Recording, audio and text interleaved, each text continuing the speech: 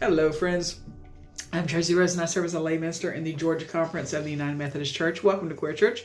We read a passage of Scripture, we do a devotion together, and then I offer about a 5-minute sermon on that same passage from a queer Christian perspective, and we do it all in under 10 minutes. And for any haters who are still watching up to this point, buckle up, buttercups. This one involves you today. The Scripture this week is from Ephesians 6, 11, and 12. Put on the full armor of God so that you can stand firm against the tactics of the devil. Our battle ultimately is not against human forces, but against the sovereignties and powers, the rulers of the world of darkness, and the evil spirits of heavenly realms. Our devotion this week is from the book Called Out. Great book. Go pick it up. The title of the devotion is Armored. Right after this passage comes the well-known put on the armor of God scripture. We are encouraged to wear the belt of truth, the breastplate of justice, and the shield of faith. I've always struggled with that passage. I don't like the image of militarized Christianity much, and I never wanted to encourage the idea of crusade-like armies.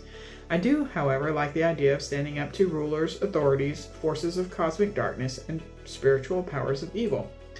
We live in a world where too much power is given to those who should not have it. Walter Wink wrote about these powers and principalities and talked about how our true allegiance must never be to them but to Christ. The good news of our faith is that help is coming. God is daring us to break into our world once again and to stand with us. And it doesn't matter how well armed the world may be, the peace of Christ will always prevail in the end. The only trouble for us is that until it happens, we have to survive. For LGBTQ folks, our survival has never been something we simply take for granted, physically and emotionally, but also spiritually. When it comes to our spiritual lives, queer and trans folks need what the armor of God can provide. This is not the armor that one puts on to go into battle. It's the armor that keeps us safe while doing the everyday work of following Christ. We walk through the work of clothed in truth, justice, faith, and peace, and we shrug off every error that comes our way. We choose a different path. To be God's people, to refuse to be won over by the violence of powers and principalities is more devastating to the established order than any war we could wage.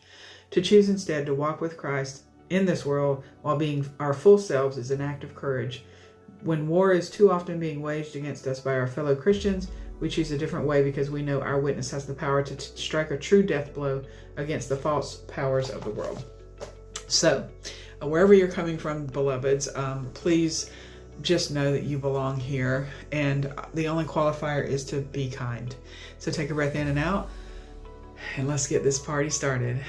So today, Paul tells the church in Ephesus to put the whole armor of God on.